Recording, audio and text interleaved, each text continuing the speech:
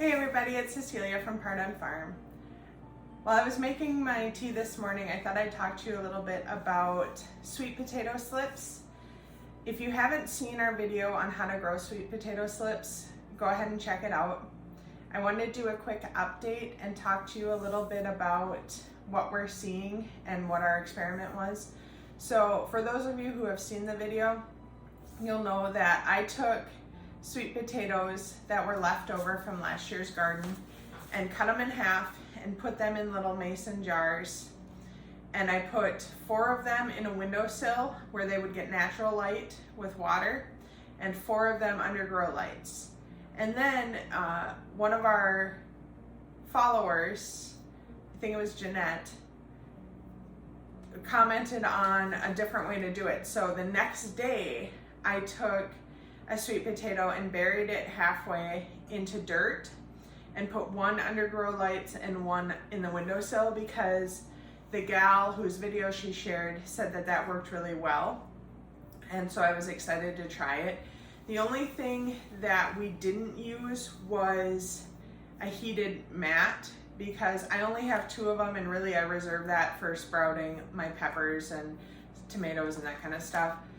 And for me, I just know that sweet potato slips are one of the things that I can start earlier and have them grow from January, February on, so that I'm ready when it's time for me to plant them, usually first or second week of June, depending on the weather.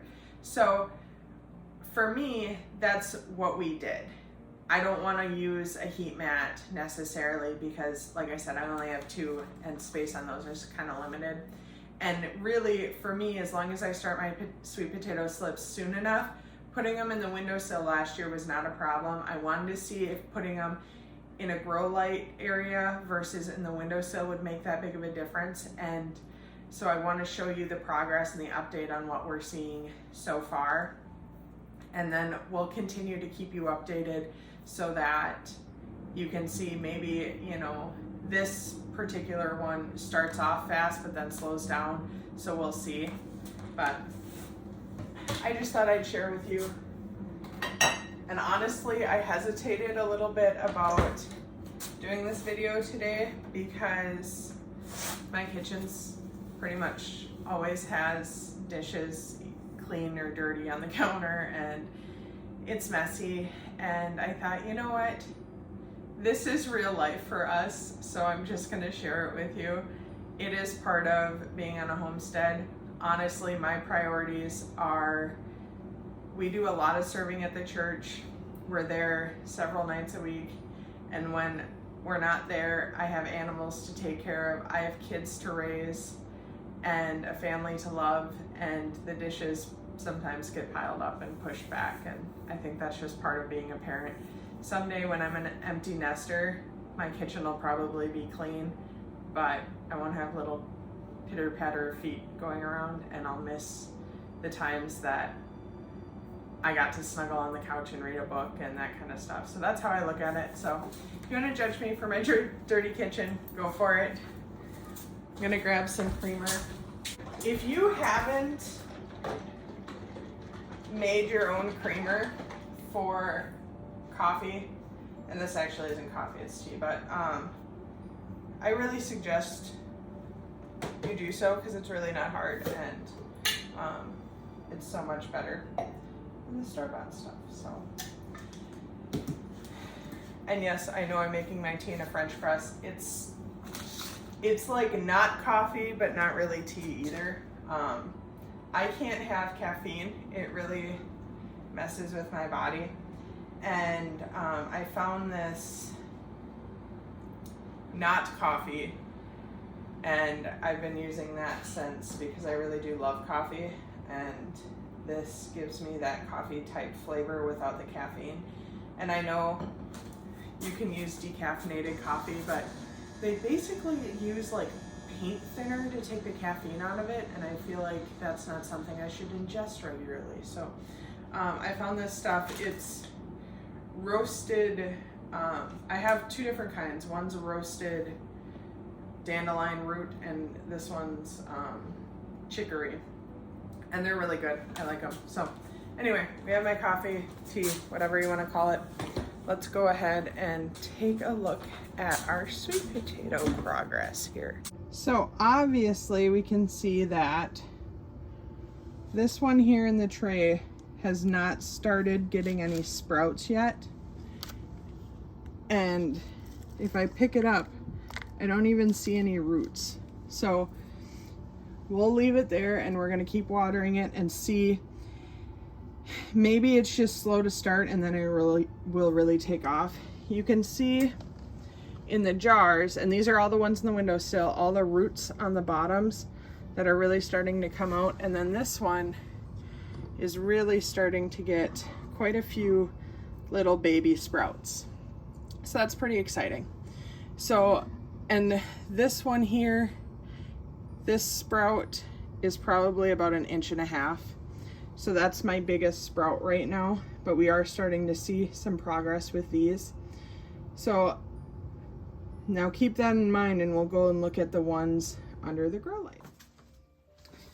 So as we saw in the windowsill, we have some roots coming out here. The difference that I see is of the sweet potatoes in the windowsill, there were 3 out of 4 that you could very clearly see the development of roots. And here I can only see roots being developed on 1 out of 4, which is interesting to me because in most cases things grow better under grow lights and are less leggy and that kind of stuff. But in this case, the sweet potatoes appear to be growing better in the indirect sunlight of the windowsill than they are under the direct light of the grow lights. And once again, I have a sweet potato in soil halfway filled up. And if I pull it out, you can see I don't see any roots developing, but we'll keep it in there. And like I said, this was planted 1 day after these were set in their water.